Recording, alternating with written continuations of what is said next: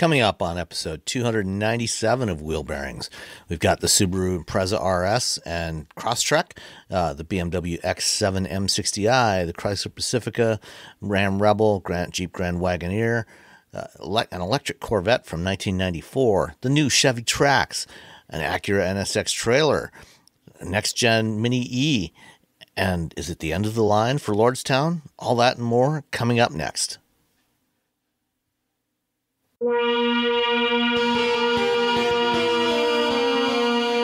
This is episode 297 of Wheel Bearings. I'm Sam Abuel-Samad from Guidehouse Insights. And I'm Nicole Wakelin from Car Talk, which I'm answering really quickly because a listener had an issue that I take too long to decide which to say. Car Talk, there you go. And I'm Tanya Gazdick from Media Post, and I freelance for Ward's Auto. All right. And Robbie is out today because he and one of his bands had to play a gig at a wedding last night in, I think, Yosemite.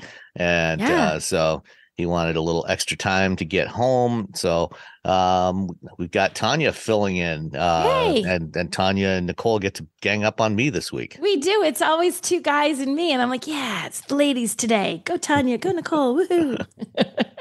All right. Nicole, what have you been driving? I have been driving a lot of stuff I can't talk about yet, and then some stuff I can talk about. So I'm going to tell you about the 2024 Subaru Impreza RS. So it's the fanciest of the Imprezas, or maybe not the fanciest. I guess just is that a relative description? As in fanciest as Imprezas yes. go? It's a fancy Ford Impreza. Yes, how's that? So it's actually, I guess, not fancy, but the sportiest. So this is new to the Impreza is all new this year. So whole vehicle completely redesigned. The RS is also new to this lineup. Like they've had RSs before, but it's the first time it's added to the Impreza. So this is their sportier, more powerful trim. It looks the part and it drives the part because it actually does have a more powerful version. It still has a 2.5 liter 4-cylinder, but regular Impreza, 152 horsepower, 145 pound-feet of torque. RS, 182 horsepower, 178 pound-feet. So there is a jump. It's not just like we made it look pretty and we said it was sporty. Nope, they actually gave it a bit more power, which is nice. So they also did other things like there's 18-inch wheels that are exclusive to this. There is a whole bunch of sort of appearance stuff that also makes it look the part, which I think is great. Like it adds on, like the seats are they have sort of red along the bolstering, and there's sort of a red and black diamondy kind of triangle pattern on the upholstery. They call it RS cloth upholstery, RS interior trim. The floor mats get a logo. It looks like something a little sportier and a little more fun inside. And it comes standard with the all-weather package, which New Englander, 2-stage heated front seats, heated side mirrors. Thank you very much. I'm in. Like, I might turn them on this morning. It's only 58 degrees here. So that's t-shirt weather. It practically is. I mean, you'd be riding with the top down right now, right, Sam, on the Miata? I did on Friday when I went to a Ford event. See? So it looks the part, which I think that's important to me. If I buy a car that's the sportier version that has more power, or they've done something, they've improved the suspension, they've changed something to make it supposedly sportier, I want it to drive that way for real, and I want it to look that way for real. I want it to look the part, and it definitely looks the part.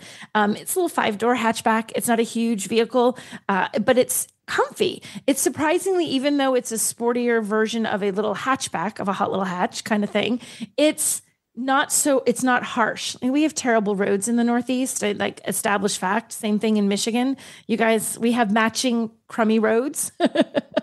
And if you have a sporty car, a car that has a lot of power, that has a little bit of a stiffer suspension system to it, it's great when you take it on the highway, but it can be harsh when you're just driving on side roads, which is where a lot of the driving happens for me. This wasn't harsh, and I appreciated that. But does have great power. When you mash the gas to get on the highway, it'll squish you back in your seat a little bit. You'll get that little squish.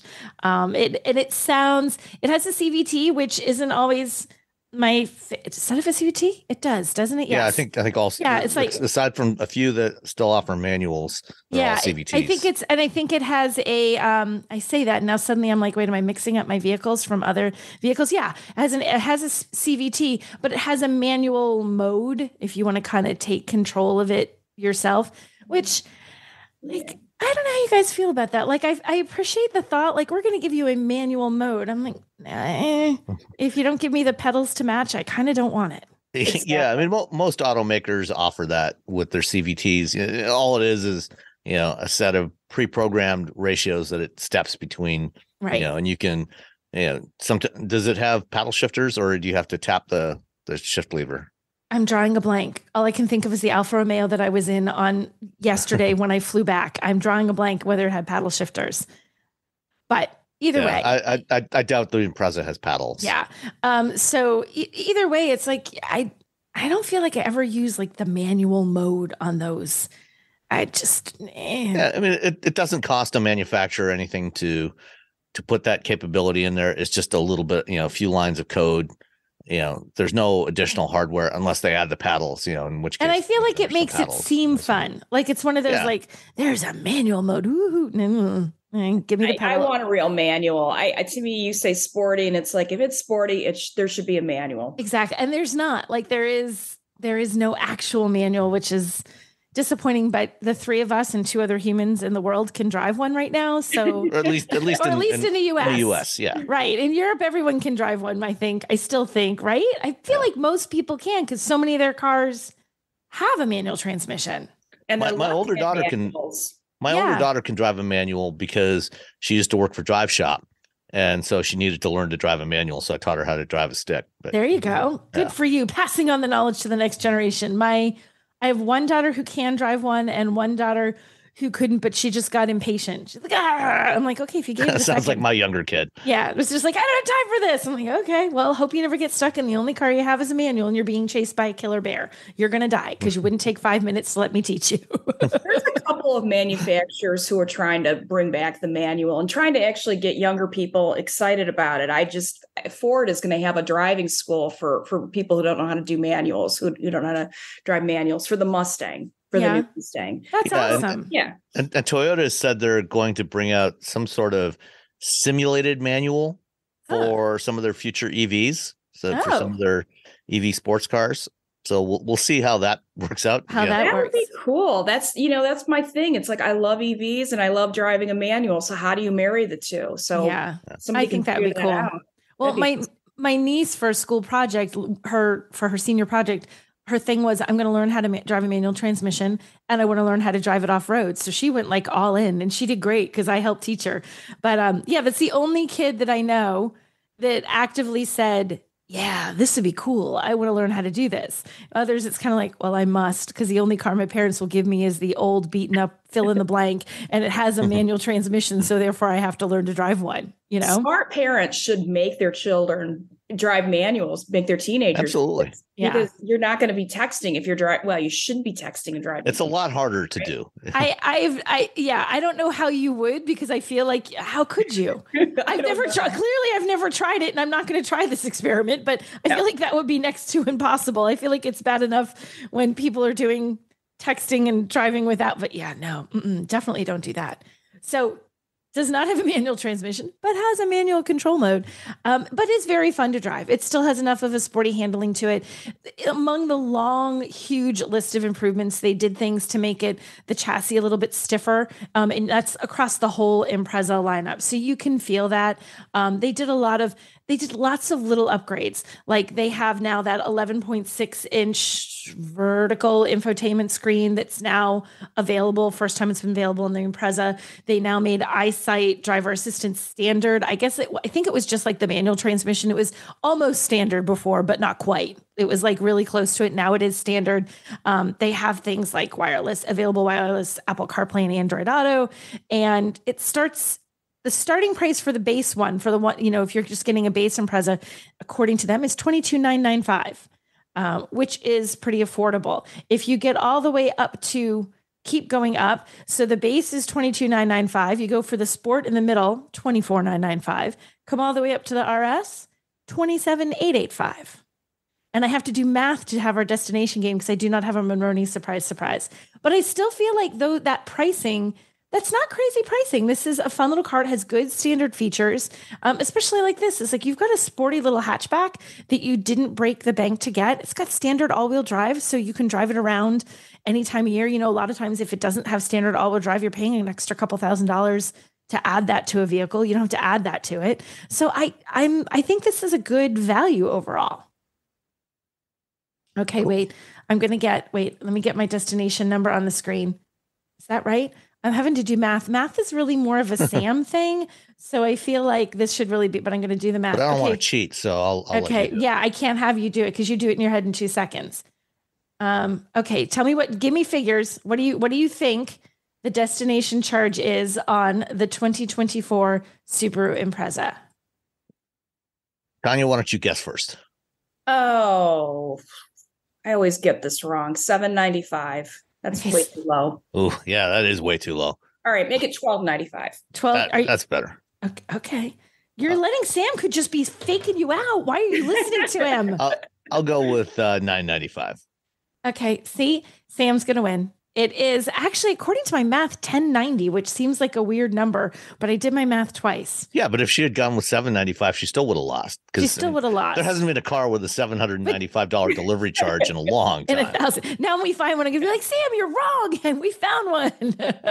Speaking of just a slight tangent, as we talk about delivery charges, this isn't one of the stories we're going to talk about this week, but earlier this week, Ford announced some price cuts for the 2024 Mustang Mach-E. Last year, they had raised prices a couple of times because battery material costs had gone up. And now, some car makers are, Tesla most notably, who've cut prices like 6 times since the beginning of the year. Yeah. Ford has announced some price cuts of anywhere from $700 to $3,000 on the Mach-E for the 24 models, and they opened the order books for those. But in the fine print, if you read through the whole thing, they also increased the delivery charge by $300. Oh, see, so they cut the sticker price by $700, but they raised the delivery charge by $300. So they really only cut it by $400. Cut it by $400. See, those delivery fees, that's the game playing part of it, because it's the hidden price increase, and you know that you can't negotiate that stuff out, and you look at it and you're like, so as a consumer, I think you kind of look and go, well, that's the part I can't do anything about, so you don't look at it. You're like, if that just went up, your car isn't as much less as you thought it would be in the case of the Mach-E, or it's a lot more than just generally speaking. It's like you're paying $1,400 delivery. What? the only automaker that I know of that actually includes the delivery charge in their advertised prices. So when they talk about, Chevy Bolt being like $26,795 or whatever it is, that includes the delivery charge in the price that they advertise is GM. Really? Nobody else does that. So if you go through, the Chevy or Buick or GMC or Cadillac websites and you see the price listed there, that includes the delivery charge. When you actually go through the configurator, what you'll see as you're going through the steps of the configurator, it actually shows the base MSRP is lower because it's showing you the base MSRP. Right. And then when you get to the end, it shows you that, but it should add up back to what, on the other pages, on the main pages, when it shows the price, that's the price, including delivery. So credit to GM for doing that. And I think every automaker should be required to do that by law. It's so darn confusing in general to look at all that stuff, to look at the Monroney, to look at the breakdown when you're looking at a website. I mean, think about how hard it is. All three of us have been on the consumer version of the site instead of the media site to look something up and trying to build a vehicle to see what it costs or trying to check out what trim has what thing. And it's hard for us to get all the pieces and the pricing and all that. I'm like, but we look at that all the time. I can't even imagine at this point in my life being a consumer looking at that and going, oh my God, trying to figure it all out. It's not clear. It's not. As you were describing the Impreza, I was on the Subaru site, trying to find the Impreza because I wanted to see what the you talked about the piping on the interior, the red piping. I wanted to see what that looked like. And there is you can't find it. There is no Impreza RS listed here. See? This is ridiculous. That's the thing. It's I wonder what the RS looks like. Good luck with that. Go to a dealer. Hope you find one. These things should be easier. And when you someday, Sam, when they decide to give you a picture, you delve into the media kit. I don't know where they have a picture of it. You'll get to see it. It's probably on the media site somewhere. It is, but it should be on a consumer's going to want it. Wouldn't you want to know what that looks like? If the part of the big thing is it has all this RS interior stuff, it should just like blammo pop up on the website and show you if you look at that. Is this a 2024 model? This is a 24. Okay, so it may be that it's not actually on sale yet. It could be. And so they may have just not. Do they have the 24s on the consumer site? I was looking at the media site. It looks like these are 23s. So maybe that's why. Maybe they haven't updated. Yeah, I don't think that they've updated orders though. Now that they want everybody to order everything, I mean, it should be up and ready to be ordered, right? You would think so. You would think.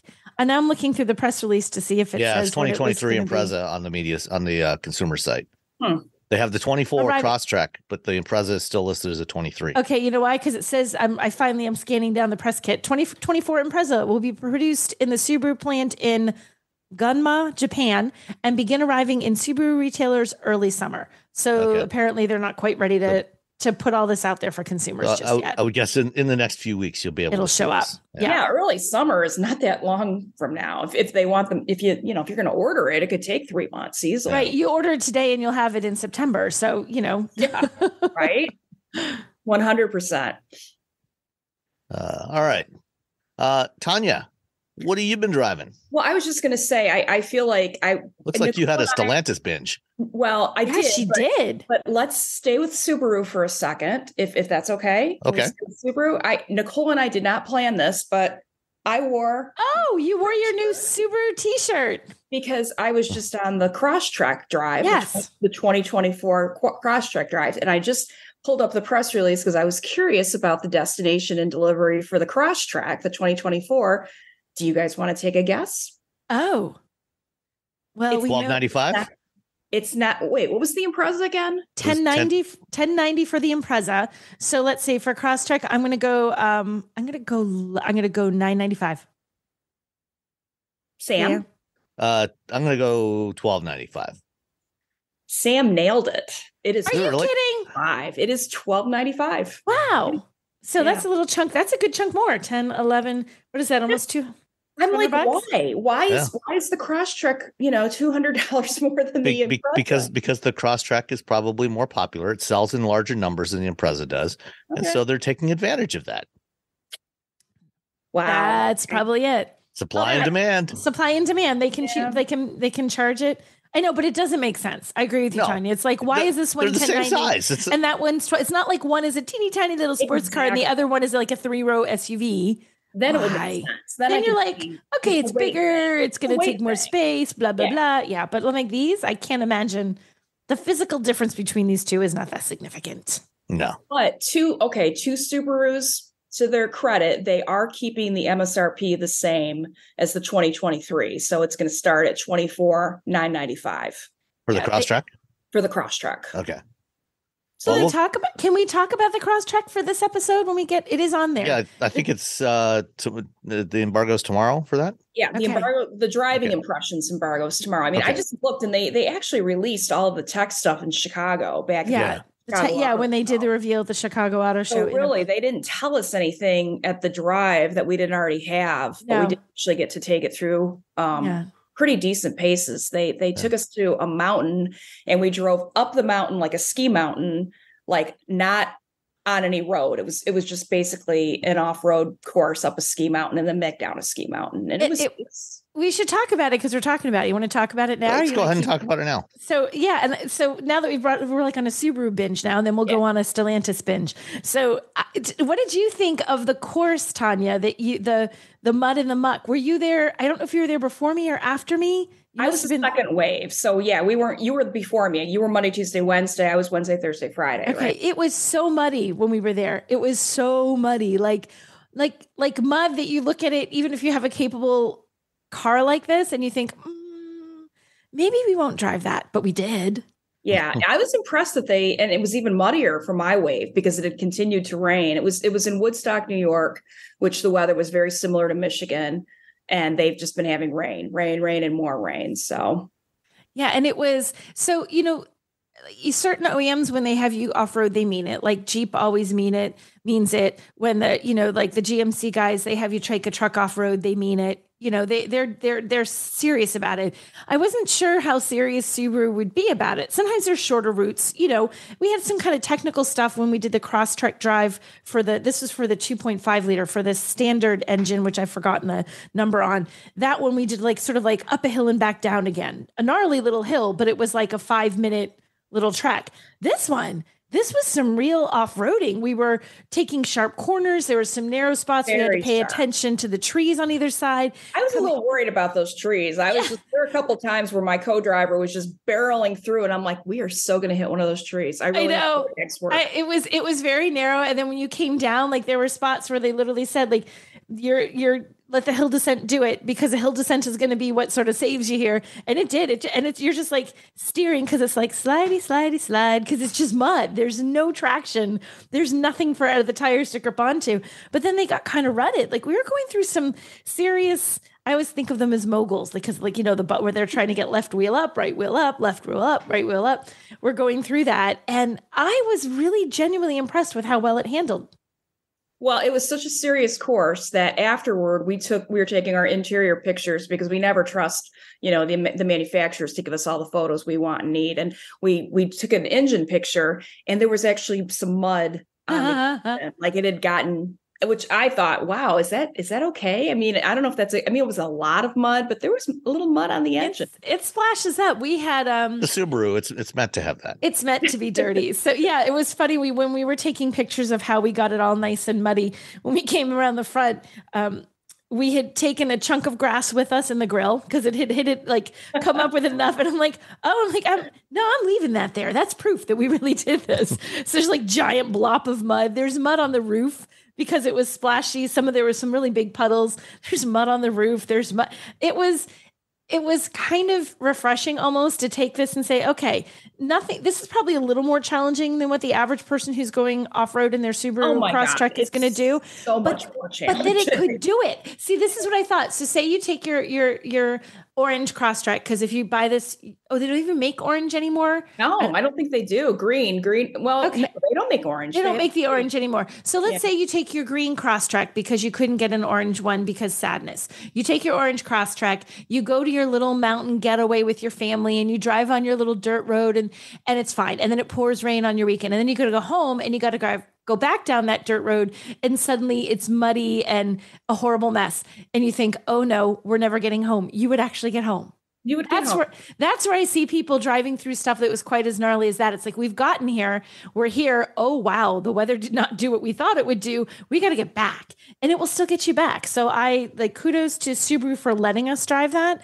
And also wow, it did surprisingly well driving that. That's a really good point, because I always do these courses and I think nobody in their right mind is going to set out to drive on roads like this. But you're right. I mean, you can get somewhere and then it can change. So it's good to have a vehicle that can get you home. That's probably a good tagline, right? Yeah, and your dogs. Take care of your dogs too. Yes. So did you see the cool thing they had? I just thought this was neat. They had one of the Subarus, and it was an orange one, so it had to be an older generation maybe if they're not doing orange. But they had it with all their interior protective stuff for your pet. Did they have this one there when you were driving, Tanya? Yeah, that was actually one of the PR guys. That was his personal Subaru. It was his car, and he had it. So it didn't just have, but this is and I've never seen this. So it had official, really plush, durable, gray padded stuff all over the cargo area, all over the rear seats, all over the front seats. Everything fits. You could still pull seat belts through, everything was still accessible, but it had little back door panels. Like they popped sort of like they slid over the doors, and it was plastic, not super heavy, but like a plastic. So that if your dog tends to want to scratch at things, he's not scratching your door panels to bits. Well, here's the irony that backstory, that PR person doesn't actually own any dogs. He has a cat, and he takes his cat everywhere with him. Oh my gosh. So his cat with claws, maybe they looked in good shape. Yeah. Actually, everything that was in that Subaru that looked, it didn't look torn up by a dog. So I don't know if that's, or a cat. Either that's a testament to the quality of it, or he has a super chill pet that he just doesn't want cat hair everywhere. His cat is very cool. He has his own Instagram page. His name is Tiny Elvis. He did show, he did show the picture of the cat during the presentation, just kind of like, we always show pictures of Subarus with dogs. I want cats to have equal time. Equal opportunity for all pets. Now we need to get like a ferret in there or something. A ferret, maybe a rabbit, baby goat. I don't know. We'll have to work on that. Well, the next drive so this is kind of funny. Subaru is having 3 drives this year for the Crosstrek. They were actually kind of, like but it's 3 different vehicles. So the next one is going to be the Wilderness package. Right. And that's going to be in September in Utah. So that'll be one more Crosstrek experience. Let's see if they can give us and that one should be the most off-roady of the bunch, Tanya. Utah. Like if we did, so it's almost like degrees of it's accelerating. So it was like a nice little 5-minute rocky kind of gnarly thing. Then it was like, I don't know, that was maybe half an hour. It was at a least half hour. We drove a little too much. Yeah, like driving through the mud and the muck in Woodstock. Okay, now you're giving us the Wilderness. Okay, Subaru, you got to give us like even more crazier stuff to drive through. I'll drive with you, Tanya, if we go. Yeah, if we end up going and we're in the same wave, Tanya, we will drive together and see if we can get through the the crazy. Yeah, it should be fun. I give Subaru props. They really do.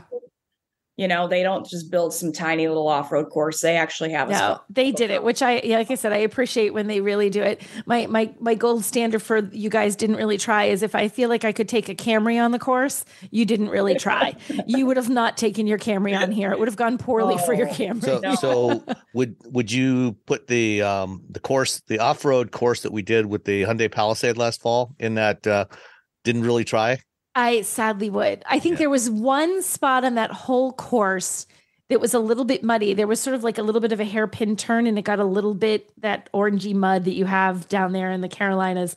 And but I feel like if you just gunned it a little bit, you'd have gotten your Camry right up that sucker. I love you, Hyundai. I love your Palisade. That course was not off-roady enough for to show off what it could have done. It didn't show that it did anything. It didn't show it off. I've actually driven that course three different trips with 3 different vehicles. And it was a tiny little portion and the easiest portion. But I don't blame them. It's a Palisade. It shouldn't be built for. But like, I feel like if you're going to tell me, Tanya, if you tell me you're going off-road in this vehicle, I at best see off-road. Well, I felt like it was almost. Well, I mean, we were technically off-road. I mean, there was no pavement. There was no pavement. There was very little pavement on that drive entirely. But That's true, if you're going to try and show me like this can off-road, then show me it can off-road. Even Mazda did more off-roadiness in there. They did a Mazda one a while back and they were trying to show the Mazda CX-50. And that was relatively tame overall, but it was like, no, there were spots here where it was steep enough, sharp enough up or down, uneven enough left to right that you needed a little SUV that had a little bit of capability to get through it, or you could have been in trouble in a sedan. So, well, I think what's cool, I haven't driven the Crosstrek, but the fact that there's got some significant off-road chops. It's certainly no Wrangler Rubicon, but it can take you places where you wouldn't go with a Camry.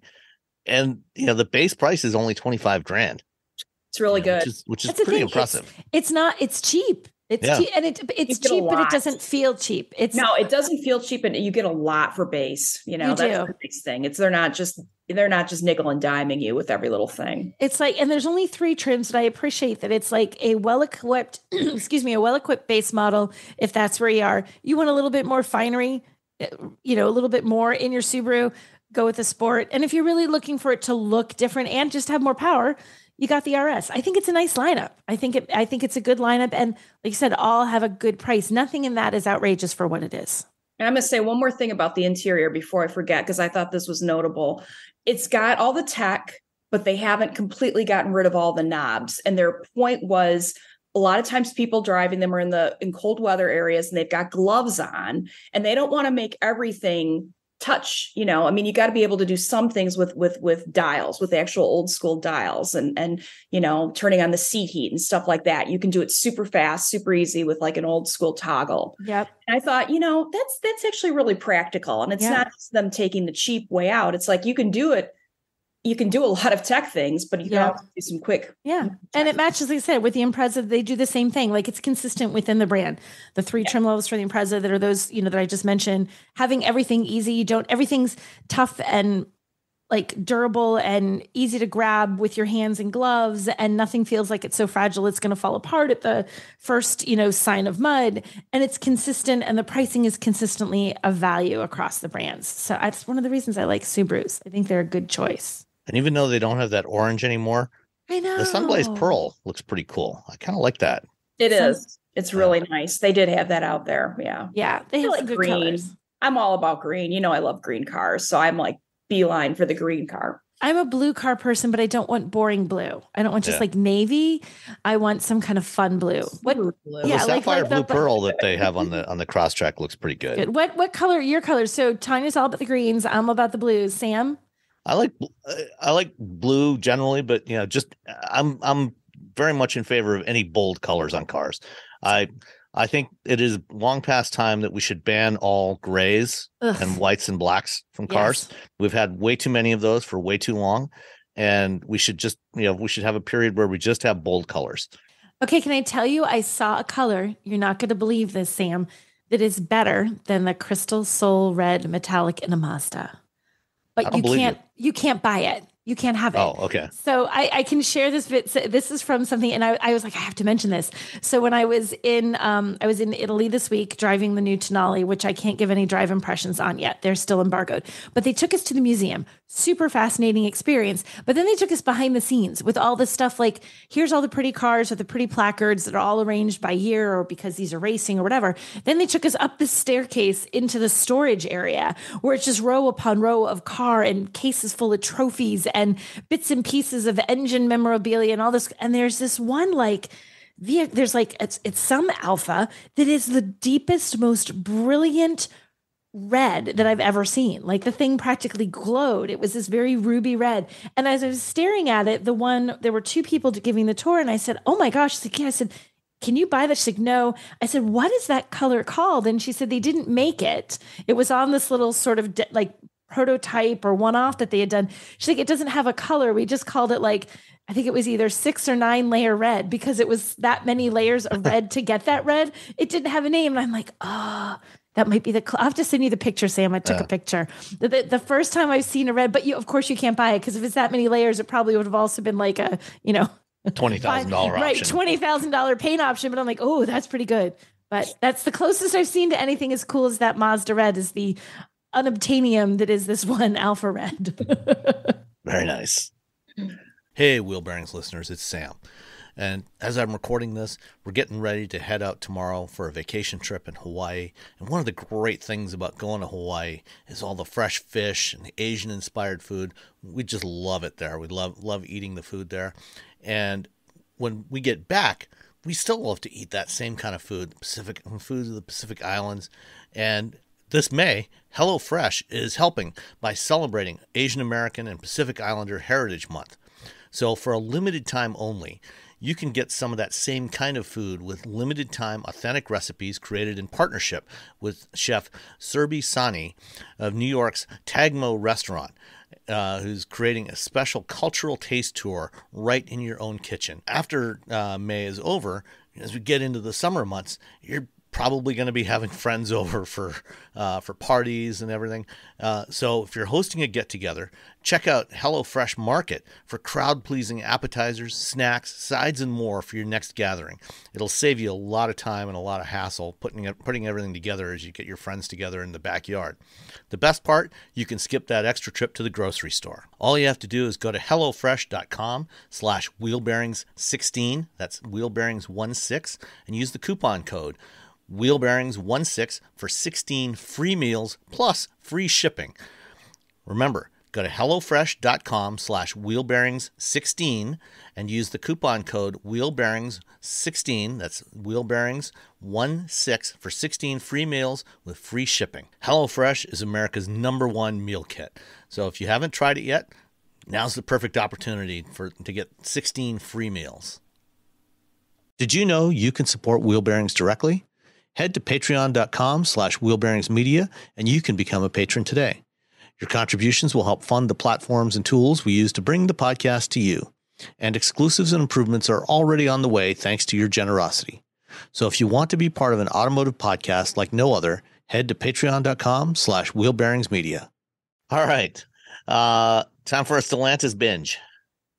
Oh, I just had a lineup of Stellantises. So I have Stellanti. Would that be the plural of Stellantis? Stellanti.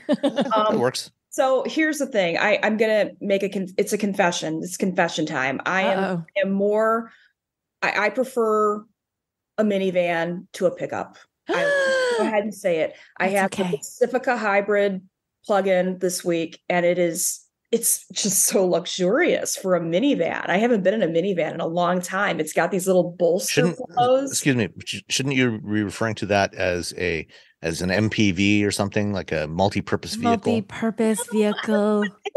I don't know. I don't even think they call it anything. They're not even trying to. It's just the Pacifica. Here's our minivan. You decide what you want to call it. It's just the Chrysler Pacifica. But you know what? The plug-in, I just love plug-ins so much. It's like, I don't know why there aren't more plug-in hybrids. This thing is just, you get like 35 miles of electric, which is, really usable. And then if you want to go to, I'm going to go to Ann Arbor today. So I'm going to flip over to the gas, and I won't have to worry about, running out of juice, which, I could probably get to Ann Arbor and back on most battery electric vehicles, but still, I like having both. I just personally like it. And this one, they give you such a long cord. I'm actually parked way far away from my 120 because I don't have a level 2 yet, and I can reach it. It's like amazing how long the cord is. So I know it's a little stupid thing, but that's a legit thing.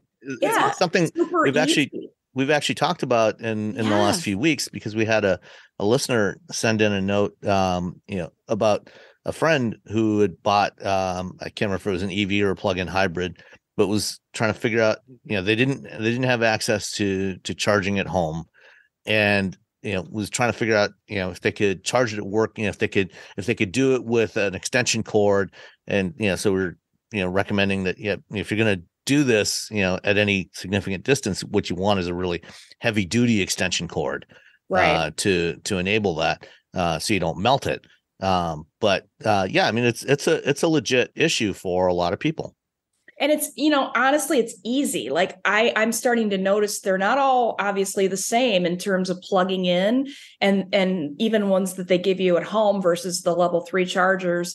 This level 2 one are the plug-in at home is super easy to use. It's just very intuitive. You can do it in the dark. You don't have to get out a manual or anything. It's just very plug and play. It's a plug and play. So I love this. I've only had it for a couple of days. I had the Ram Rebel 1500 pickup, which was awesome and badass, and it had an amazing back seat. I was really impressed with how big the back seat was. Huge, yeah. But I'm just, you got to lower it and raise it. It didn't have any guardrail. It was just really a lot. It took a lot to just get in and out of it, basically. I feel like that's the perfect description of the Ram Rebel. The Ram Rebel. It's a lot. It's a lot. It's cool. And that's not even a TRX. Right. And then week before I had the Grand Wagoneer, which was just really grand. It was, it's a lot too. It also is a lot. Yeah. Well, parking both of them was very challenging. I mean, you really have to think about where you're pulling in and how big the space is. But I felt like the pickup was harder to park for some reason than the Grand Wagoneer. Is it technically longer? I mean, the Grand Wagoneer isn't a shorty, but I feel I don't actually know which of those vehicles is technically longer. Isn't that funny? The Grand Wagoneer is so darn big. We're like, is the truck bigger? Like the Grand Wagoneer is longer. Did you have the Wagoneer L or the regular Grand Wagoneer? I had the L. Okay. I think that one might actually be longer. It was really long, but I just didn't feel as awkward to park for some reason. That's fair. Yeah. And it's really beautiful. I mean, I drove a lot that week because I really wanted to be in the vehicle, and people were very impressed with it. I took it places and people wanted to see it. And I felt like more of a car salesman that week than I have the last 2 weeks, because we always feel like car salespeople. You do. People ask you about the car and you can give them far more information than maybe what they're looking for. Yeah. And well, sometimes I feel like I should be getting like a cut because I've probably just sold this vehicle. Jeep, I sold 3 Grand Wagoneers. Where's my money? Totally. Like 100%. I do think I sold at least 2 or 3 Grand Wagoneers. So I can believe it. Yeah. It's well, and the thing is, when people see it in the real world, like you see pictures of things or you see it online or you see it advertised, then you see it in the real world. And if it was kind of getting your attention on an ad, once you see it live and in person, and ours are always perfect and high trim levels and sparkling new. It's like, ooh, like it matches up with what they just saw on TV. And I love showing people the tricks. It's like I love opening up the back of the Grand Wagoneer and making the seats go down. And it's like you have enough room for a mattress. I think there's enough room for a full-size mattress. You could camp back there. It's huge. Yeah. And it's like, this would be the most fabulous van life vehicle ever. Van life vehicle. It would be. So the Ram 1500 crew cabs are 232.9 inches long. The Grand Wagoneer L is 226.7 inches long. So the Ram is bigger. Slightly, a skosh. Yeah. Just a tiny bit. About 6 inches. But not by much. Yeah. Yeah, it just felt huge. And like, I believe it. I had to keep thank God for those cameras. I don't know how people used to park before cameras, because I'd have to check to see where the front is and where the back is. And it's like, I never quite had it in my head where it actually was. There was usually more space in front than I thought there was. My mom back in the day had a Grand Wagoneer back in the 80s with no technology. The old school Wagoneers. The old school Wagoneer with the faux wood paneling. And she'd park that thing like a champ. And I don't know how she did it. She could wedge it into a parking spot, parallel park it. It took her 2 seconds. I don't know where that skill came from, but I'm like, I don't know that I could do that with one today. If you park one of those next to a modern Grand Wagoneer, it's like about 2 feet shorter. Yeah, but it's still not a petite vehicle. No, but, I mean, it's much closer in size to, a 2-row Grand Cherokee than it is to a modern Wagoneer. Yes. Oh, it's definitely not as big. Absolutely not. Well, and I think when you own your own vehicle and drive it for a while, you just kind of feel it better. It's like I can feel where my vehicle is. I know where I wedge my SUV into spaces, and it's remarkable. So I just think you just know. You do get used to your own car, which is part of why I think I have such a hard time parking every press vehicle I get, because you go from tiny little car to big car to truck to medium. So you never get the sort of spatial sense of how big things are. And if you go from a small car suddenly to a truck, it's like, oh gosh, I don't have a sense of how big this truck actually is. Yeah. Well, all week long with the pickup, it was like, respect the truck. You have to. It's just huge. I wonder how much, because obviously, trucks and SUVs have grown pretty substantially over the last 20, 25 years, and they've particularly gotten a lot taller, and visibility out of them pretty much sucks in all of them. And I wonder how much of that is, the fact that designers and engineers know now that, well, we've got all these cameras, people can see out of them with the cameras. So we don't have to think about, actual visibility anymore, because we know they can use the cameras. I wonder how much of that is actually going on, behind the scenes as they're developing these things. Because if we didn't have these cameras, it seems to me like they would be much more thoughtful about how big they decide to make these things. And God help you if your cameras break for some reason. Yeah. Or even when you have it, like during the winter, when there's snow, like snow gets covered with salt. Stuck on, it gets covered with salt and muck. It's not like your car isn't cleared of snow, but drive in the muck for 5 minutes in New England or in Michigan or wherever, and you get that road salt and grime, and the cameras are useless. Right. Or hurt. They just don't. You got to kind of look at it. You're squinting through water droplets or whatever. You're like, that is a weird frog eye view now behind me. Yeah. Yeah. Well, one thing I have noticed is on vehicles that have the digital camera mirrors inside, so you can flip the mirror from the optical mirror to a display that displays a view from the camera. All of those that I've tried recently, they actually do have a washer on the camera.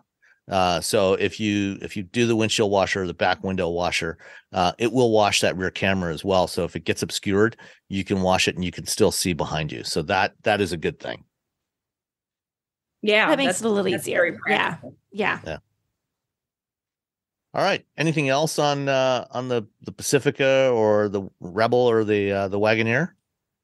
No, I think I covered it. Yeah. Okay, cool. Well, I also had a big SUV, a big German SUV, the BMW X7 M60i, which is kind of arguably the flagship of the mainstream BMW line, not including the M model. So technically, I guess this is an M model, but the XM kind of slots in above this.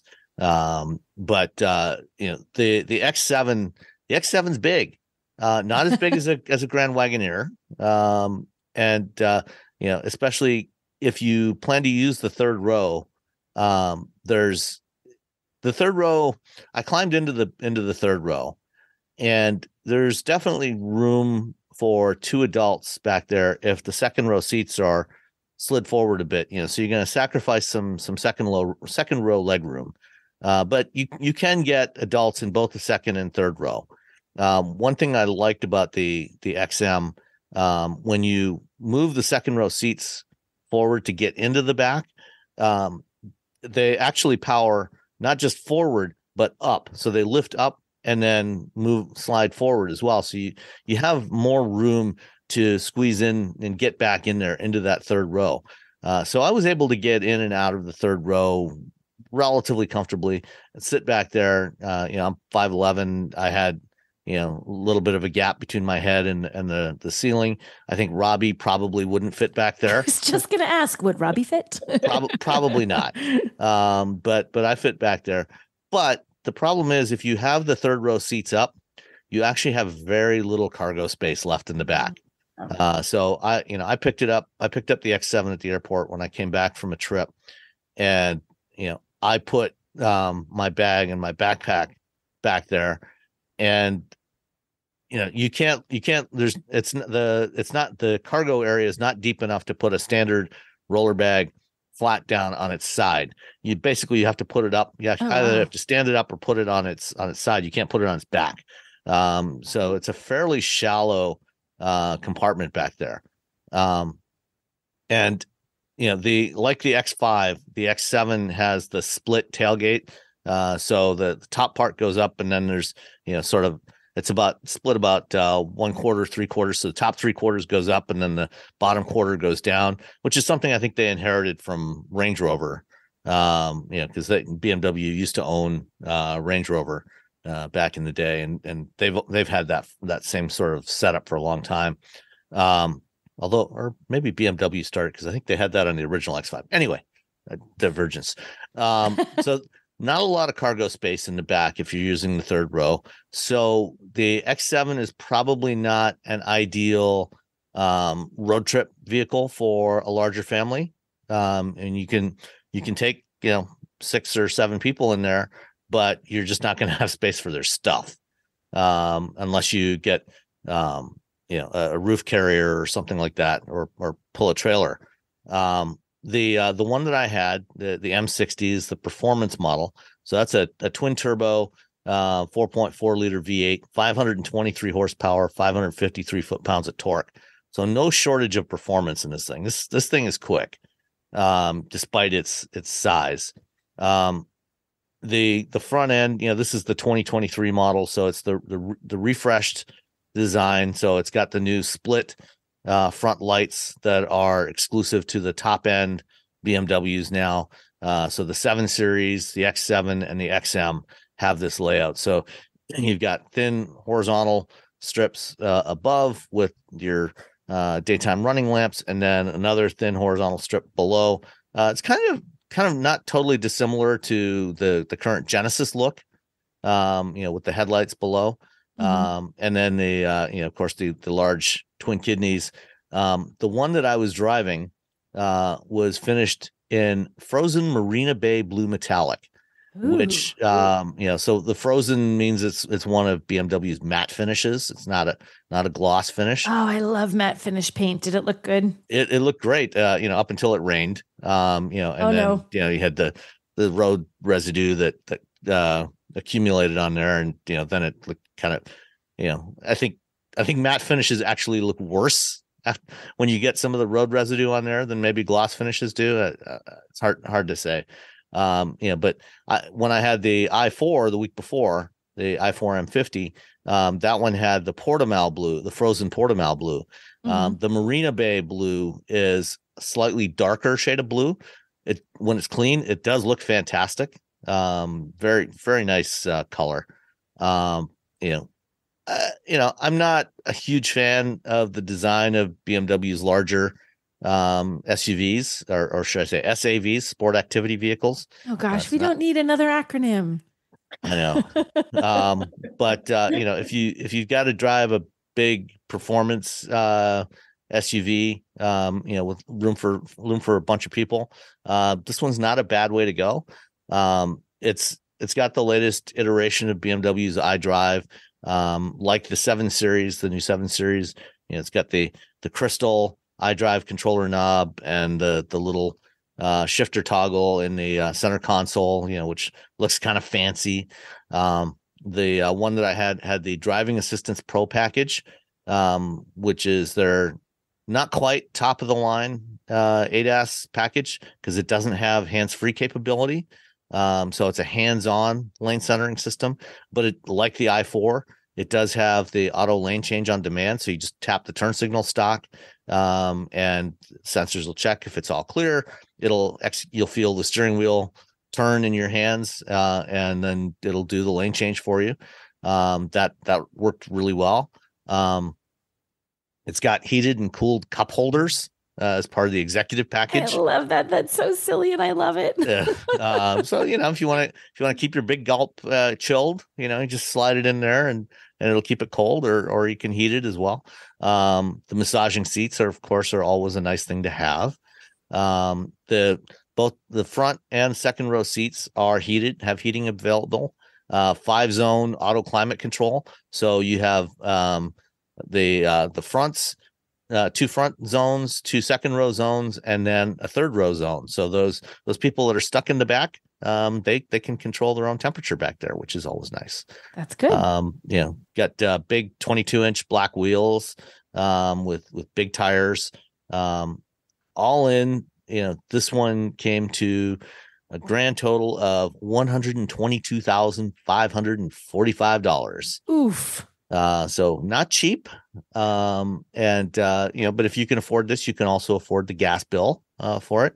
With this kind of performance and size, it's not the most fuel efficient vehicle in the world, but it's not bad. It's rated at 16 city, 21 highway, 18 combined. I did quite a bit of highway driving with it, and actually managed to get about 19 overall. Okay. So not too shabby. Excuse me, not too shabby. That could be worse. Yeah. Yeah. It's not. That's better than I did with the Grand Wagoneer. I think Yeah. 16. It was 16. I did a lot of highway, but the Grand Wagoneer was only $107,000. I love it. Well. Only. so that offsets, So the $15,000 you save buying the car, you can spend that on gas over a couple of years. There you go. Yeah. Guesses on the destination charge on the X7 M60i? $11.95. I just looked up the Monroney for the Grand Wagoneer, so I've got that in my head. 2,000. It's Nicole this time. It was only $9.95. Oh wow! Get out! Wow. Oh, actually, no, you both lose. No, I still lose. Yeah, I was the lesser loser, but we're both losers, Tanya. Okay. The X7 is built in South Carolina. It's built in BMW's plant in Spartanburg, so it doesn't have to come from overseas or anything like that. So it's they do ship the engines and transmissions over, but I think that BMW just figures we're just going to be upfront about it. You're going to pay a lot for this car. We don't have to hide the price increases in the destination charge. Well, I was just going to say the Grand Wagoneer is a $2,000 destination. I know. Charge, okay. Stellantis has kind of been the worst as far as jacking up those destination charges. I think that some of the big Rams, the Wagoneers, they're all like $2,000. But that $107,000 includes the $2,000 destination. Yeah. So that's the BMW X7 M60i in frozen Marina Bay blue metallic. So if you're going to get an X7, I definitely recommend that you go for this color. It's $5,500 for the paint, but it's worth it. I think you're spending that much for a car. Yeah. How much is the paint? $5,500. Wow. Okay, that's a lot. Yeah, it's a lot, but it's fancy paint. Like it is totally a lot. But at least it's like not just like some of them, okay, you want the red, that's extra. And there's nothing special about the red. At least this is something that's You're getting something genuinely special. different. Sometimes just like these colors are regular colors. These are premium and you'll pay an extra $500 or $600, granted way less, but still it's like, there's nothing really special. This one is like, okay, this is special. That's outrageous, but this is at least special. Yeah. Well, the Baltic gray metallic clear coat exterior paint on the Grand Wagoneer L was only $645. It was a bargain. Yeah. Bargain. Cheap at half the price. Cheap at half the price. All right. Let's continue with some of the new stuff that you've been driving. I know Nicole has driven both of these. I don't know if you've driven if you got to drive the new Chevy Trax, Tanya. I did not do that trip. No. So Nicole, tell us about the Chevy Trax. So the Chevy Trax, first I have to say, I didn't like the old Chevy Trax. I thought the old Really? Chevy Trax, yeah, right? I know, shocking. I thought it was cheap. And that was really all you had to recommend it. So before Chevy's like, cross our name off of this, but wait, I like the new Chevy Trax. I actually like the new Chevy Trax. I think it's a nice little crossover. It is, I can't believe I'm going to say this about a Trax, but I think it might be like my favorite of the Chevys at the moment. I genuinely liked this. I was going in with so much old Trax in my head. I'm like, I don't know. I don't even, this is not going to go well, but it was actually quite good. So they changed how it looks on the outside. It looks a heck of a lot better than it did before. I think it has better styling. It doesn't look dowdy anymore. So it looks better. I like that. I think they did the interior. The interior looks better. It's not, Alcantara seating surfaces and leather and wood. It's not a luxury car. That's not what they're going for. But the trims that they used inside for a starter, this is their starter vehicle, right? So it's the base SUV. Yeah, now that the Sonic's gone, it's the cheapest Chevy. Right. So this is your base Chevy, and it actually looks really good for a base Chevy. It has nice trims as you move up the little lineup a little bit. They get a little bit fancier, some color details. Again, nothing is going to give you these super premium materials, but it doesn't look cheap. They've used enough color, enough texture, different varieties of materials that it still has a nice interior. Seating is comfortable, and it's bigger this year. It got a little bit longer. It got a little bit wider, but they squished it down a little bit. Actually, quite a bit longer. It's like 6 or 7 inches longer. Yeah, so it's longer, wider, but shorter in heights, but still not so short that like our Robbie test, he would probably be okay. Definitely in the front seat. I think also probably in the rear seats too. But that extra space made this feel significantly bigger. It's like one of those, okay, it's 6 inches bigger, but it feels a foot bigger. Like it genuinely feels larger inside.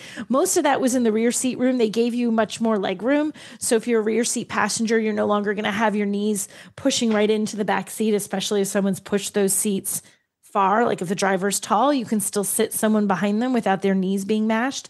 And it's not the world's most powerful engine.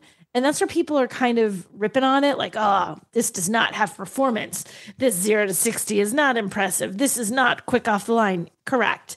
But that's not what this car is. This is a starter car. This is a base level crossover. It's for someone who has a modest budget or simply just doesn't want to spend a ton of money on a vehicle. They're not looking for a performance car. If they're looking for that, they're going somewhere else up the lineup.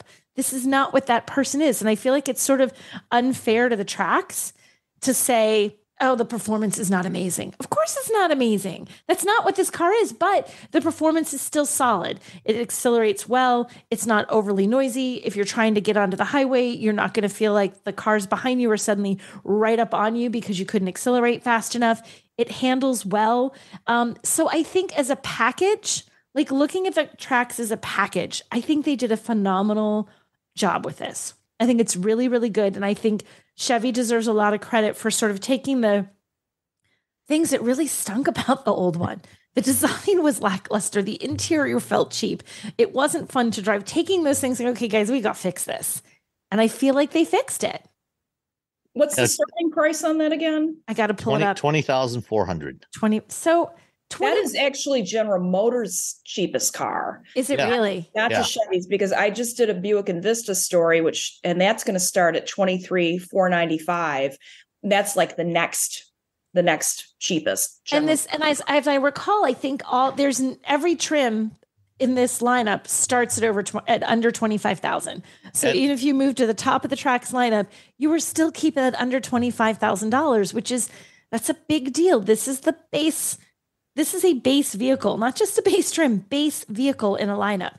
Shouldn't be, What's the horsepower? Do you know off the top of your head? I don't have it off the top of my head. I think it's somewhere around a 135 or 140. It's all right. That's the Invista is 136 horsepower. Oh, okay. Then it's the same because it's the same 1.3 liter. It's the same 1.3 cylinder turbo. Yep. Oh, it's a 1.2 liter. 1.2. Yeah. So it's not like it is not a performance car. And that's what I kept hearing people saying was we were talking about at the program. They're knocking it for the engine. Well, do you want to spend more? Then you can get a better engine. If you don't want to spend more, if you need a solid, reliable, does all those things, but you don't have a ton of money, then you're getting a base engine but still it doesn't feel like a cheapy economy car. And 30 miles per gallon combined, which is pretty good. And again, this is someone who is on a budget. So that fuel economy, that is a person who's really looking at fuel economy, really needs that fuel economy to be good, needs that fuel economy to help them stay on budget. They can't have something that's, drinking gas in big gulps. They need something that sips. And I mean, if you're looking to buy, a new car, and you're on a budget, you want something new with a warranty that's going to be affordable to buy, affordable to own, because it's not going to cost you a huge amount in insurance or fuel. Something like this. Yeah. And there's a whole class of these, entry level utilities like this one, the Nissan Kicks, the Kona the Hyundai Venue, even the the Impreza, and it's funny looking at the new Trax in profile, looking at the Chevy website, the consumer website. And, when you're going through and selecting, which vehicle you're interested in, you see the Trax, the new Trax and the Trailblazer. And, it used to be that the old Trax was considerably shorter than the Trailblazer. The Trailblazer was the next step up from the Trax. And the new Trax is actually longer than the Trailblazer, but it, like you said, it's considerably lower, and its profile looks a lot more, in some respects, like something like the Impreza wagon or the Impreza hatch, or like a small station wagon, which I like. I think it's a great shape. It's a very practical shape. It looks sleek. It's obviously a lot sleeker. The old one you mentioned, you called it dowdy, I think. It was, because it was kind of tall and narrow. It was, it had it had odd proportions. Yeah. This has much better proportions. Yeah. It's an attractive vehicle. Like a lot, aside from the Impreza, which is all-wheel drive only, most of the other vehicles in this segment, these entry-level utilities, are front-wheel drive only. There's no all-wheel drive option. And that is kind of the one downside, right? If you're interested in this. Although, the Trailblazer is only about $1,000 more starting price, which, it's like an inch or two shorter than the Trax in overall length, but it's also taller. So it's got more of that traditional SUV kind of proportion to it. Not as weird as the old Trax was, but it's it's still quite affordable, and you can add all-wheel drive to the Trailblazer. And I feel like that's, if you want, that's exactly what the people who are going to go to the Trailblazer. And I kind of think not putting that on the Trax is like the reason to go to the Trailblazer. Like, you're an all-wheel drive person. Right. Okay, if you need that, you got to go up one. You want the cheapest Chevy, you get the Trax. Right. If you feel like you need all-wheel drive, you can step up to the Trailblazer. And it's not that much more expensive. Right. And I feel like that's the big differentiator between, there's other things, obviously, but that's a big differentiator. If you want that all-wheel drive, you got to go up one step. You're going to pay a little bit more for it. But if you're just like, I just got to get something, I just need a base car. I need a good solid car. That's what the Trax is. And it's just such a more well put together package. Like, I was really impressed. I truly was looking at it driving. I'm like, I can't believe I like this. I can't believe I like this because I dislike the other one so much. Well, they did a good job, right? They did. They did. I'm glad it sounds like they executed really well on this one. I think they executed well. I think people that pick on the powertrain, it's like, I get it, guys. Not going to win races, but that's not what this car is about. 0 to 60, I looked it up. This thing will do 0 to 60 in 8 seconds. 0 to 60 in 8 seconds is actually not that slow. Not right? It's not like it's a 3.2. It's right. It's spoiled. That's just it. It's like, okay, it's guys, it's fine. Most people are going to be totally fine with that acceleration. You're exactly right, Tanya. We have gotten spoiled. Mm-hmm. We don't, 8 seconds, 0 to 60 in 8 seconds, you will have no problem at all accelerating up to merge onto a freeway. Mm-hmm. That's, I've owned vehicles that went, 0 to 60 and, much closer to, 15 or 16 seconds. Yep. And those definitely feel a lot slower than this, so 8 seconds, is not bad at all. I mean, it's very usable. And, this is the little 1.2 liter 3-cylinder turbo, which actually has pretty good low end torque. So driving around town, it's very drivable. And I personally really like the kind of little growling sound you get from these 3-cylinder turbos. Mm-hmm. I think it's kind of fun. It is kind of fun. It's characteristic of 3-cylinder engines, and it works well, in something like this, or the one that Ford has in the Escape, or the BMWs or the Minis. The current generation Minis use a 3-cylinder turbo. That's a nice little package. Yeah, I'm pleased with it. I hope it does well for them, because I think people need to, if people were poo-pooing it, they need to give the new one a chance, because it's very different. All right. Let's see. Okay, let's shift over to some electric stuff for a few minutes. Electric stuff. So, we've heard all the rumors about an electric Corvette coming in the next few years. There's a hybrid one that just launched. But apparently there was an electric Corvette built back in 1994, back before there was an EV1. There's a pretty cool 3-part series on the Drive about this. The car was rediscovered relatively recently, I think sometime last year. And it's a 1987 Corvette convertible. So it's a C4 generation that some engineers from Motorola back in the early 90s were working on EV stuff. They were looking at, electric motors and power electronics, because, Motorola did a lot of stuff with vehicle electronics, chips. They designed and built their own chips. That business was eventually spun off, and it's now part of NXP. But the culmination of their EV efforts was this electric Corvette that they did, which actually, given the time, Yes. this was 1994, before lithium-ion batteries were a thing for EVs. This was a decade before the original Tesla Roadster. And they originally built it with lead acid batteries, and then they experimented with nickel cadmium batteries. And this thing had some pretty impressive performance. What do you think of this? Did you have a chance to look at this story? I'm looking through it. I think my favorite part of this story is this wasn't some big, like, we're going to take a big investment in this and we'll see what kind of electric vehicle we can build. The folks at GM, it's like a bunch of engineers are like, guys, I bet we can do this. It's the most engineering. It was like, I think 5 people. Yeah, it was a really small crew of people that just kind of like, okay, well, let's see if we start pulling things apart and putting them back together again, what we come up with. That's kind of just, that part of the story alone is brilliant. And like you said, this is not a today's electric vehicle, but dang, this is pretty amazing considering what they had to work with, the time that they were in, and that they weren't here with a ginormous, huge budget and a huge team behind them. And yet they built this. Yeah. It's really well written. So when I started reading it, I saw it was a 3-part series. I kind of rolled my eyes, but Kevin Williams is a great writer. He's a cool guy. And it's fascinating, like what they went through to do this, and just, how they did it on a shoestring, basically.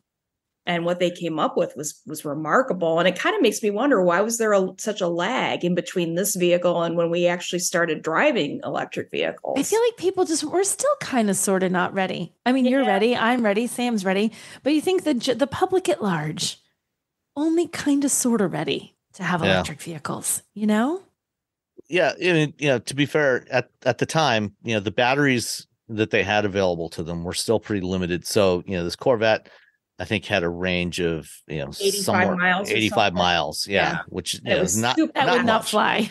Yeah. Super heavy battery. But if you took this thing and just put some modern batteries in it today and hook those up to the power electronics and the motors that they had in there, they could probably have a 250-mile electric Corvette just by swapping out the batteries. Mm-hmm. And I think a lot of people might be interested in, owners of older Corvettes, if they offered that as a kit. It's like, oh yeah, that could be fun, especially since it would probably be quite a bit faster than what what those Corvettes are with the V8s that they had at the time.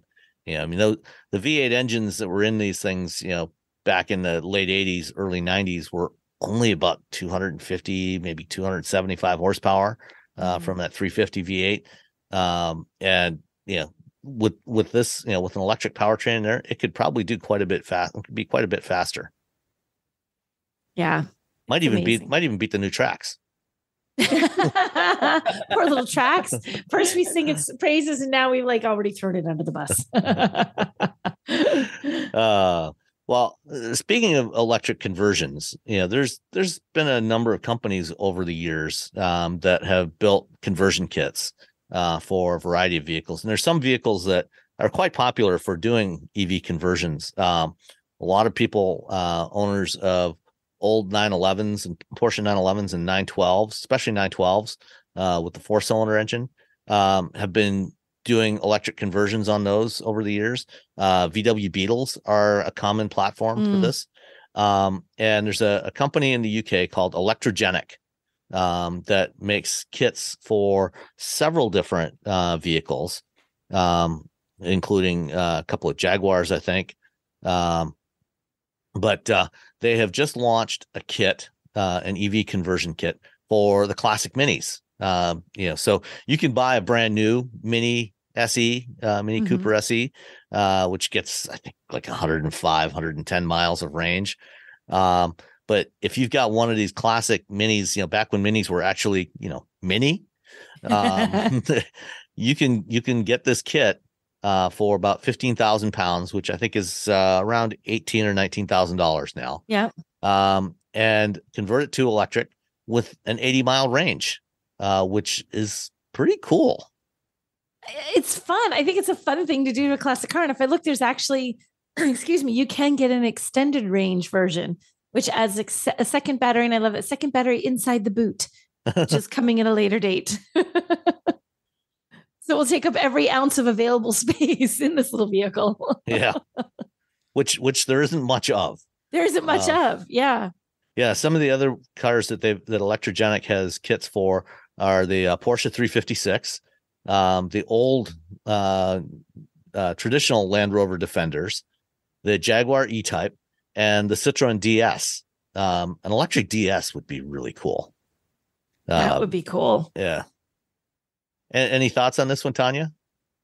You want to convert your Equinox? No. Well, actually, it probably would be a better source of power than what I'm currently dealing with. But anyway, yeah, I think it's wonderful because you don't want to see those little vehicles disappear completely. And it's like, if this is a way we can take them forward and make them cleaner and greener and still functional, probably more functional, like you said, then it's cool.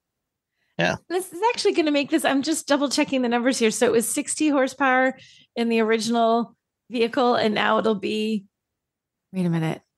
Oh no, it's 60 now. And it was only 34. So it's like doubling the horsepower and doubling the torque. I think the original number is 34 horsepower. Can you imagine 44 pounds? You know what I'd really like to see? I'd like to see Robbie try and fold himself into one of those classic minis. He wouldn't be able to do it. We'd have to have like emergency crews and a chiropractor on standby to both extricate him and help him stand up straight again. All right. Well, let's stick with electric minis. I mentioned, the current mini EV. Have either or both of you driven the current mini electric? I did drive. It's been a little while, but I did drive one of them. Yes, I did drive I think it was the electric. They don't have a plug-in hybrid. They just have the straight up electric, right? Yeah, they've got the Countryman as a plug-in hybrid. It may have been the plug-in hybrid that I drove, so I take that back. What about you, Tanya? I can't remember now which one I drove, but I drove one of them on Mini Takes the States. Okay. Last year. So I think it might have been the plug-in hybrid, actually. Yeah. Well, there's a new generation Mini. The current one, has been with us for a few years. There's an all new generation Mini coming later this year. And as BMW is wont to do, they've started teasing it out, releasing a few specs here and there and some photos of it, testing with camouflage on. And so this week they released some images of the new Mini. Apparently, the current Mini Cooper SE has sold over 43,000 units of that. That's a lot. Yeah, they had a 25% increase in sales in 2022. That's a huge 25% increase. That's something. Yeah, it's now the most popular variant of the Mini. Wow.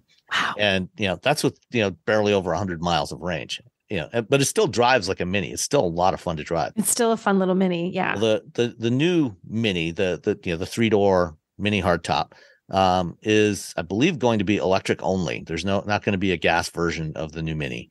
And it's coming out later this year. And it's going to be available with two different sizes of batteries, a 40.7 kilowatt hour battery for the Cooper E, and the Cooper SE gets a 54.2 kilowatt hour battery. And I don't think they've said what the range is. They gave it in kilometers. It says the new models get a predicted range of 300 to 400 kilometers. Yeah, kilometers. Yeah. Yeah. So that's so the base model, is probably going to be somewhere around 180, 190 miles of range. And then the top end model will probably be somewhere around 250. So the SE will be around 250, which is pretty impressive. That's a big increase. Considering how small this thing is. How tiny is, and also if they saw a 25% increase in their sales with the other one with the limited range that had, imagine what this is going to do, where you now have very usable range. Like you're now competitive. Like the smaller range is smaller, but the SE with that sort of extended range battery, that's super competitive with what other companies are offering. Imagine you get 160 kilowatts of power, which is about 220 horsepower. So yeah, that's going to be a hoot to drive. Yeah. Yeah, I could definitely go for one of these. I could go for one of those. Fun. And this sounds silly, but the image that they have there that is in the header image in this with the camouflage, it's like pink and purple and green. I actually love those colors. I just want it just like that. Can they sell me one camo just like that? That looks cool. Very cool color combination. It looks like it looks like an on-purpose art card, not like something they were trying to camouflage. Yeah, that is fun. All right. Well, looking forward to trying that one out. All right. Let's see. One more EV story before we get to the last one here, which is Lordstown Motors.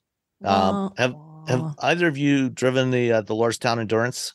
No, I did. So it was eligible for the North American Car and Truck of the Year last year. It was one of the truck contenders. So they did have it available for us to drive at our sort of like fall test days where we drive the semifinalists, I guess. Yeah, I did. Care to share your thoughts about that? It was not great. The thing is that it's that driving it, I guess is fine. Like in terms of just straight up driving, it's got power in it, and it there's nothing about like the powertrain that's bad, and the handling is okay. But the quality, the interior, the material, it is not great. The inside, I I was driving a production vehicle and it felt, I know you guys have probably driven, both of you, prototypes at some point, that where it's like, or even if it's not a prototype, it's like a pre-production, I guess is the word I'm looking for. It's like a pre-production. So you sit down, you're like, oh, that is clearly not the plastic that is going to be in the one consumers get, or that's clearly not the right trim piece, or that fit and finish there. That's not how this is going to look. And it's a Toyota. So you're absolutely right. You know what I mean? It looks better when you get the finished product. It had a very pre-production feel to it, even though it wasn't, which is, it's like $65,000, right? And I can't imagine what kind of, like, for the price to look at, if this was a bargain price, I might feel differently. Right. But it's like, you look at, you're like, for what you're selling this for, and for it just didn't, it really didn't impress it. And it was done. It was what it was going to be. It looks cool on the outside. The exterior looks pretty funky. Yeah, it's not a bad design. The design on the outside is great. Even the design, I guess, on the inside isn't bad. But in terms of just, would you want to spend any time in that vehicle? The answer is no. It just is not comfortable enough. It's not attractive enough. It feels sort of unfinished. It feels very, very work truck, I guess, inside. Just, sorry, Lordstown. Would it be fair to say that the only reason why the Lordstown Endurance was a finalist for the North American Truck of the Year award this year was because they needed 3 finalists, and there were only 3 trucks that were launched last year, including the Endurance? I think it's fair to say that if there were additional trucks, this probably wouldn't have made it. How's that? Yeah. Is that the most politic answer I could give to that question? Yeah, definitely. I was supposed to, I'd been in touch with one of their PR people, and we were supposed to have an opportunity to drive it back in February, then in March, both of which got canceled at the last minute. And I'm frankly not surprised. So earlier this week, I did an interview with a Cleveland TV station because some news came out. So just a little backstory on Lordstown Motors for those who don't remember. This was a company that was created in 2018 by Steve Burns, who had been the founder of Workhorse Group, another company which was trying to do electric delivery vans. He left Workhorse. Workhorse had been working on a pickup truck. He left Workhorse, started Lordstown right after GM announced that they were shutting down their Lordstown, Ohio assembly plant. And they were getting a lot of political grief from the former president at the time. And in order to basically try to silence him, they said, look, if anybody wants this factory, I mean, we don't need the capacity right now. If somebody wants it, you can have it.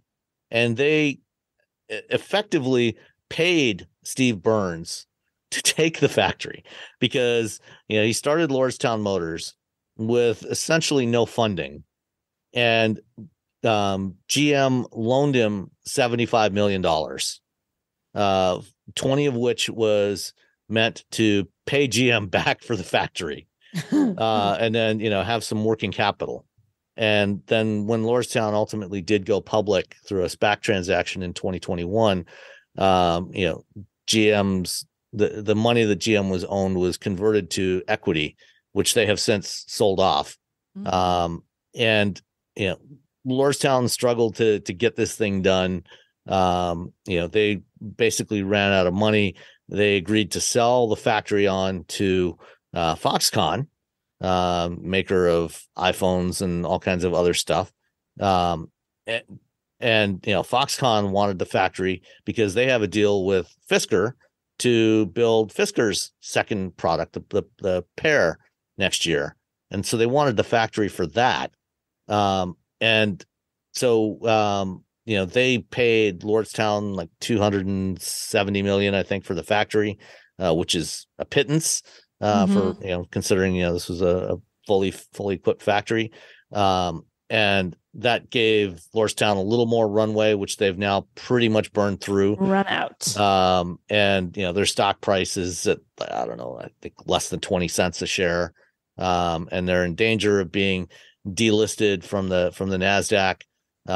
And Foxconn had agreed to invest some more money But that, I guess, one of the criteria was that they had to remain publicly listed, and with that likely not going anywhere, Foxconn is in no mood to give Lordstown any more money. Lordstown, I think, they said they've built something like 31 trucks. It's 31. And delivered something like 3 of them before the end of 2022. Yikes. Yeah. And I think their total revenue last year was like less than $200,000. It's just, you know what, the hard, it's like, I really don't want to see any car company fail, like, regardless of because in the end, that company is a bunch of people.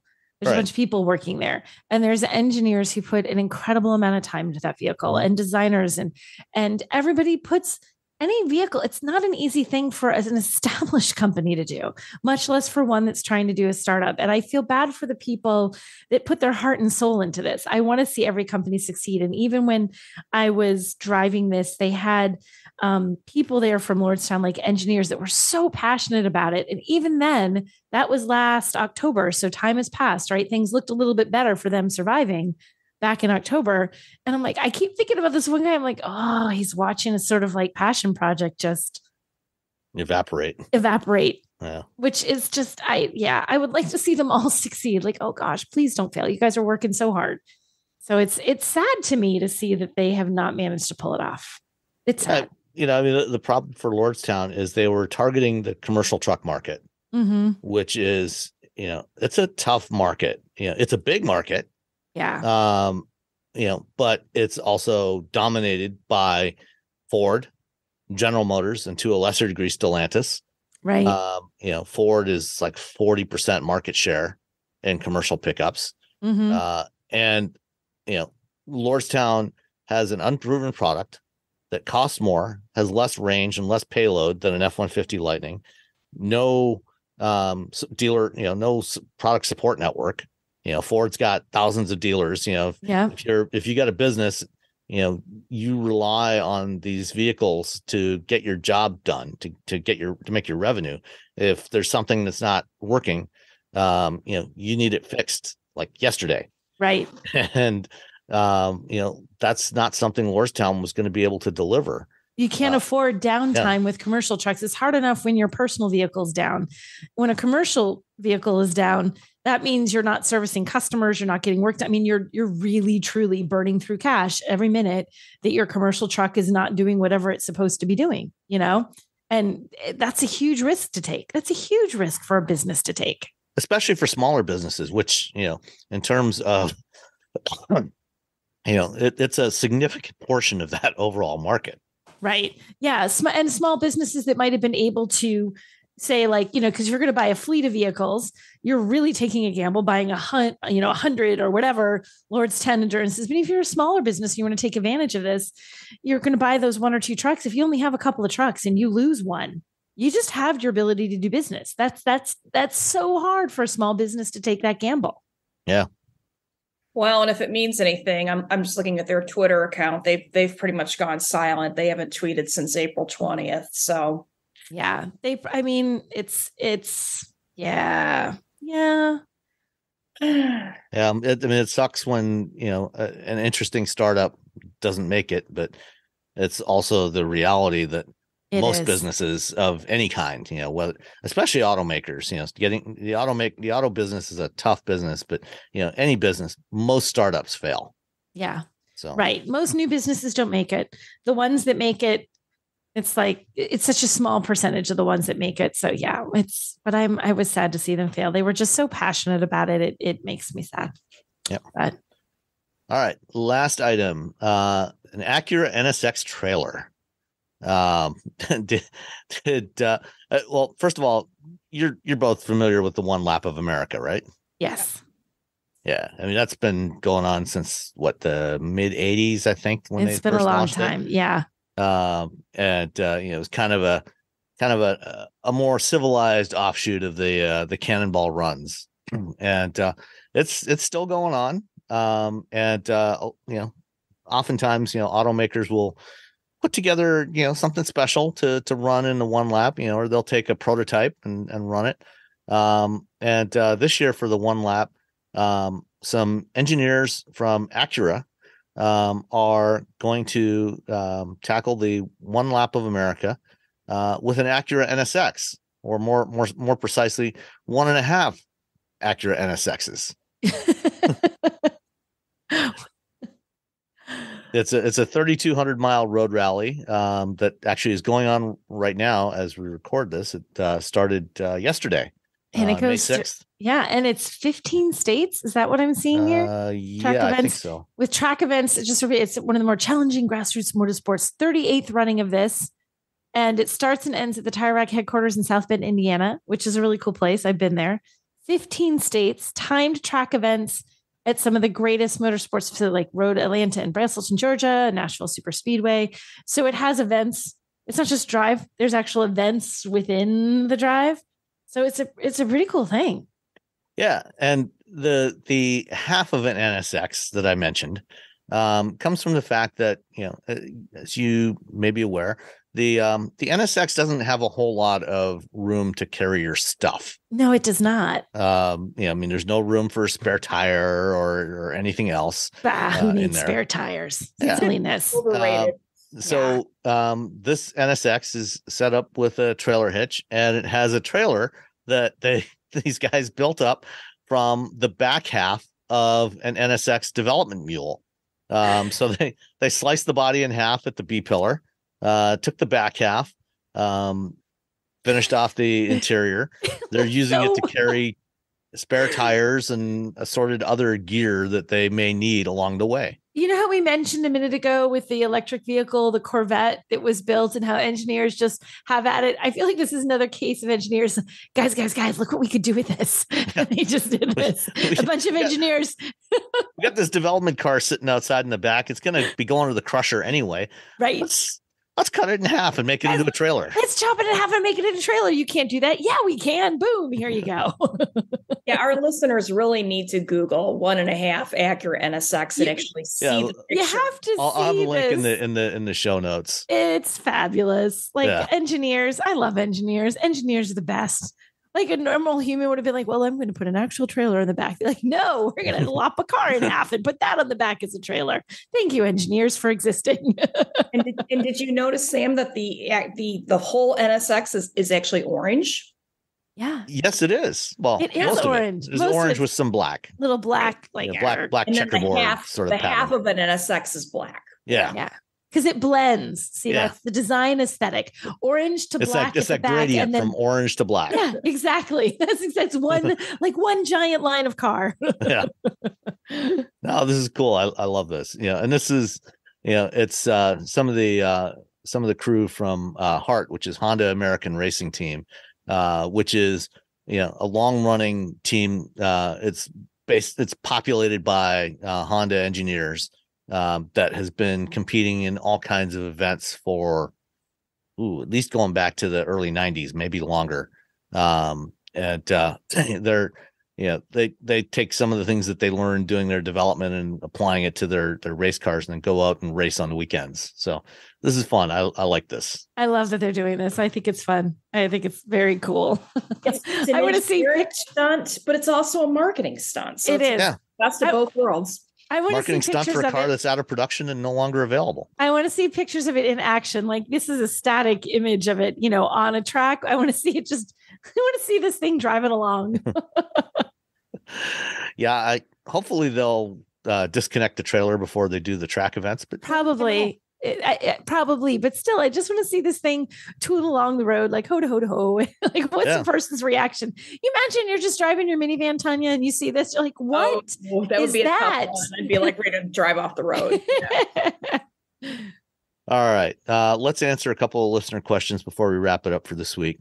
We'll start with Richard DiCarlo, and you referenced this at the top of the show. I did. I'm going to read this one. So Richard DiCarlo said, love your show, but I have a pet peeve. Could you please come prepared to say what publication you write for? We all know you guys write for a lot of them, but when you do it every single week, it almost sounds like you're bragging when you fumble around to say one. I'm not bragging, really, Richard. It's a matter of me trying to remember what I said the last time I was on the show and what I said on the last show that I had to say this on, because I have to say it at very many places and I haven't said the same thing everywhere. But I said car talk as quickly as possible without a second thought today. I had it written on a notepad, so it's not trying to brag. Really, it shouldn't sound like bragging. It should sound like Nicole's brain is scattered, which is really the more accurate representation of what is happening right there. I was just going to say, we're just confused. We don't. Yeah. Yep.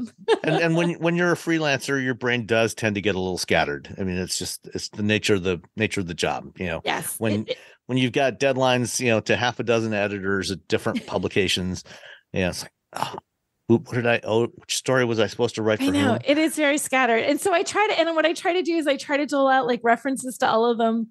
Like, okay, I said this when I talked to these people, and I said that when I talked to these people, and I referenced that and that thing. I'm like, who haven't I done in a while? Haven't I done in a while? That's what I try to do. But I will endeavor to have one ready every week, right off the bat, just for you, Richard.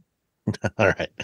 And finally, from LJ, this also came in by email. And if you want to send us your questions or comments by email, you can send those to feedback@wheelbearings.media, or you can record them. We've only had one of those so far, but if you want to record your message or question, and then just put that in a Dropbox or OneDrive or wherever you want. If it's small enough, you can just attach it to the email, send it to us. We will use that in the show. LJ asks, the longtime listener, patron, thank you, LJ, and car enthusiast. I look forward to each week's episode to drop. I'm especially looking forward to hearing your remarks on the Cadillac Lyriq as teased in last week's show. Sadly, I have nothing new to offer yet on that. I'm still waiting to hear back from Cadillac on that question. But since it wasn't brought up in yesterday's show, which was last week's show, yes, I would have to assume that your contact at Cadillac hasn't gotten back to you yet. That is correct. I don't find that surprising, as GM seems to be tightly curating the narrative surrounding this rollout. There has been precious little new information since the press event last summer in Park City. If you do ever get to evaluate a Lyriq, one option I'm particularly interested in hearing about, no pun intended, is the noise canceling. A freakish escape room incident, coupled with years of playing in a band that refused to use in-ear monitors, has left me with hearing loss and tinnitus. In particular, the tire noise on certain road surfaces makes it next to impossible for me to follow a conversation. It would also be interesting hearing anything about the mythical all-wheel drive version. As I understand it, if the noise canceling comes with the upgraded sound system, which is packaged with the Super Cruise as part of the Level 2 upgrade. Since I like to drive, I don't really want Super Cruise and probably wouldn't pay $20 a month for it after the initial period. Like last week's letter writer, I'm a deposit-paying, pre-order holding, prospective Lyriq owner. Super Cruise and sound canceling were part of the bait. Launch version, but are a $4,000 to $5,000 extra option now. Similarly, there has been precious little information as to if and when my pre-ordered all-wheel drive will be scheduled and or built, and what the price of that car might be. At any rate, thanks for a great show. So, Larry, what I have heard is that the production rate of Lyriq is accelerating. Part of the reason for the very slow rollout has been limited availability of the batteries. They had a fairly slow production ramp up at the Lordstown battery plant, which when GM closed the aforementioned Lordstown assembly plant, they built a new battery plant just down the road from there. And that started production late summer, I think. And it's had a very slow, excruciatingly slow ramp up, which is also why they've had a hard time building Hummers and other stuff. But that apparently is getting under control. They're ramping up that production. And they will also soon be starting production sometime a little later this year at another plant in Spring Hill, Tennessee, which also happens to be next door to where they build the Lyriq. So supposedly when the second quarter numbers, I think first quarter, they delivered just shy of 1,000 Lyriqs. When the second quarter numbers come out at the beginning of July, the volumes for the Lyriq should be up significantly. Right now, as you mentioned, they're still just building rear drive versions. The all-wheel drive, I don't think are scheduled to be built until late summer, early fall, at the earliest. So that's probably the soonest that you would probably get one. Noise canceling. I don't think noise canceling is actually part of any package. It's on most hybrids and EVs. Noise canceling is actually a standard feature, because they do, when you take away the engine from a vehicle and replace it with an electric powertrain, all of a sudden all the other noises that happen in a car become much more apparent. Yeah. And so I suspect that the noise canceling will be there regardless of what other options you may or may not choose. But I can't say that for certain on the Lyriq. I will ask that. I will follow up with Cadillac and check on that as well. I can say, and I don't know about the noise canceling, to what Sam said on that stands, but I did drive the Lyriq because it was a contender for North American Car and Truck of the Year once again. So I had a very brief drive in it when we were evaluating that. And I was sitting here trying to think if it was, I don't know if it had specifically had noise canceling. I don't know if that's standard, but I did find it exceptionally quiet, because what Sam said is true. You do notice every other noise that you suddenly never heard before you hear once you're driving such a quiet car to begin with. Once you go with a battery car, everything else sounds very loud. And I found it relatively quiet, and it was raining, as I recall, for part of the time that we were driving it. It was not great weather. So I did find it a quiet car, and I'm really now wondering if the one I had that. I wish I knew for sure. Actually, yes, there is. I just Googled it and found that there is active noise canceling. It's a unique material called, I can't pronounce this, Vidini AVS, which is made by Ascend Performance Materials in Houston. And it's being used by the Lyriq. Oh, I see. Yep. I see your link. Yeah. Vidine. Yeah. I don't know how you say that. Fancy AVS material. Yeah. That Tanya has found can reduce cabin sound pressure by 80%. Limited road noise while not sacrificing safety. Yeah. I found it a very quiet ride. So even given compared to other EVs, because EVs, you don't have the engine noise, but so I'd be curious to see what you think, Sam, when and if you finally get one. Yeah, I mean, this material, this is actually part of the passive noise canceling system, because the distinction between active and passive noise canceling, passive is things like sound deadening materials that are on a lot of vehicles. And all vehicles have some degree of sound deadening materials, except for probably my Miata, which anyway. But this is a new material. One of the challenges with putting sound deadening materials in there is it tends to add a lot of weight. They tend to be fairly heavy, because it's basically like a type of insulation, meant to dampen vibrations and keep noise out of the cabin. And it's a good thing, in something like this. The active noise cancellation is where you have like active noise canceling headphones. Mm-hmm. There's a microphone that's listening at the ambient sound and generating opposite sound waves using the audio system to cancel those out.